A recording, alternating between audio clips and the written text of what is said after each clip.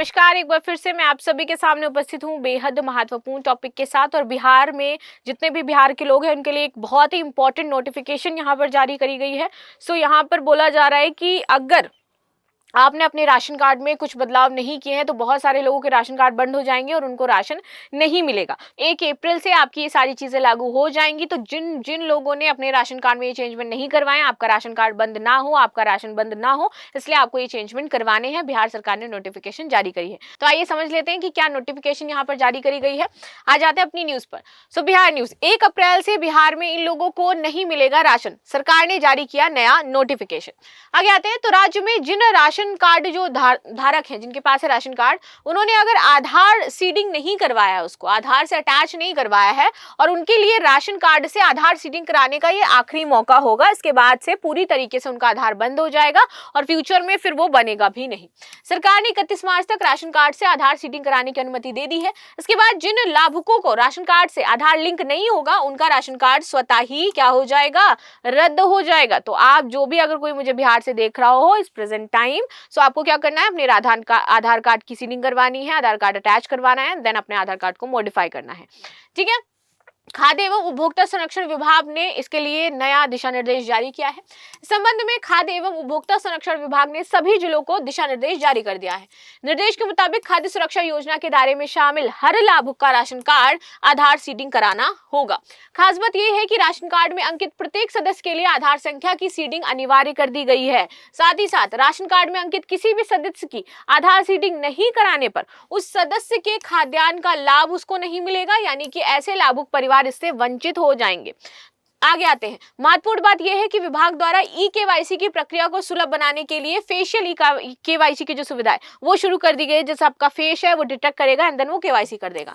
जरूरतमंद लोगों को खाद्यान्न मिलना सुनिश्चित हो, इसके लिए सरकार ने राशन कार्ड में अंकित सभी सदस्यों के नाम होने चाहिए और सभी सदस्यों का आधार लगा होना चाहिए। ये जरूरी बताया है कि मान लीजिए आपके परिवार में 7 सदस्य हैं, तो उन 7 सदस्यों का जो आधार सीडिंग है उसमें होगा, सिर्फ एक मुखिया का नहीं, जरूरी है 7 का आधार कार्ड लगेगा उसमें।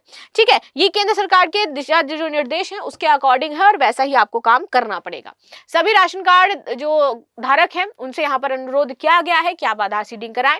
खाद्य और उपभोक्ता संरक्षण विभाग ने राज्य के सभी राशन कार्ड धारियों से अनुरोध किया है कि वे अपने राशन कार्ड में अंतिम प्रत्येक सदस्य की आधार सीडिंग तथा तिथि के अंदर सुनिश्चित करा लें। इसके लिए प्रत्येक सदस्य के किसी भी राज्य के लक्षित जन वितरण प्रणाली विक्रेता की दुकान पर जाकर के आप ये निःशुल्क करा सकते हो, पैसा नहीं लगेगा आपका। अगर किसी राशन कार्ड में अंकित किसी सदस्य का आधार सीडिंग 31 मार्च तक नहीं किया जाएगा तो ऐसे सदस्य का नाम जो है वो राशन कार्ड से हटा दिया जाएगा और उसका राशन भी नहीं दिया जाएगा। यानी कि जितने लोगों का राशन कार्ड में होगा नाम होगा, उनका आधार कार्ड चाहिए। अगर आधार कार्ड नहीं है तो उस व्यक्ति का नाम आधार कार्ड से हट जाएगा और उसका जो राशन है वो भी नहीं मिलेगा। ठीक है। आगे बात करते हैं।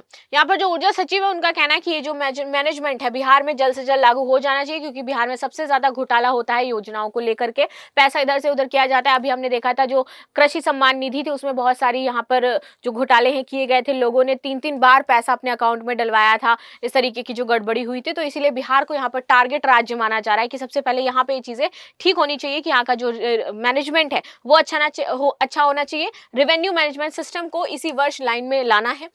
इस सिस्टम के माध्यम से बिलिंग प्रक्रिया को सुदृढ़ और पारदर्शी किया जाएगा। इस संबंध में बताया गया है कि वर्तमान में 2 अलग-अलग सिस्टम एसपीएम और एनआईसी के माध्यम से ग्रामीण व शहरी उपभोक्ताओं की बिलिंग का प्रबंधन किया जाता था। तो एसएपी एक होता था आपका और दूसरा होता था एनआईसी। तो इन 2 के तहत यहाँ पर अभी आपको ये जो बिलिंग है, जो प्रबंधन है, जो राशन है वो दिया जाता था और ये पूरा लाइन अप किया जाता था। इसके समन्वय में कठिनाई होती है। इन सभी के लिए एकीकृत प्लेटफॉर्म पर लाने के लिए आरएमएस प्रणाली जो है वो विकसित कर दी गई है। इस नई प्रणाली के तहत तो पोस्ट पेड और प्रीपेड दोनों प्रकार की बिलिंग एक ही प्लेटफॉर्म पर लाई जाएंगी और इससे उपभोक्ता को अधिक सटीकता और समय पर बिलिंग की सुविधा भी मिल जाएगी। आरएमएस के माध्यम से बिलिंग सिस्टम डिलीवरी के रूप में अधिक सक्षम होगा और निर्बाध सेवा भी मिलेगी। ऊर्जा सचिव ने अधिकारियों को निर्देश दिया है कि आरएमएस सिस्टम को यथाशीघ्र हम लॉन्च करें, जिससे जो उपभोक्ता है उनको जल्द से जल्द लाभ मिले और राजस्व जो हमारा संग्रह है वो भी बढ़ सके। तो ये थी न्यूज, इसको लेकर के जो हमने डिस्कस करी है। मिलते हैं नेक्स्ट क्लास में, तब तक के लिए धन्यवाद। बाकी आपकी क्या राय है, क्या आपका आधार कार्ड लिंक है, तो मुझे जरूर कमेंट बॉक्स में बताएं। And thank you so much.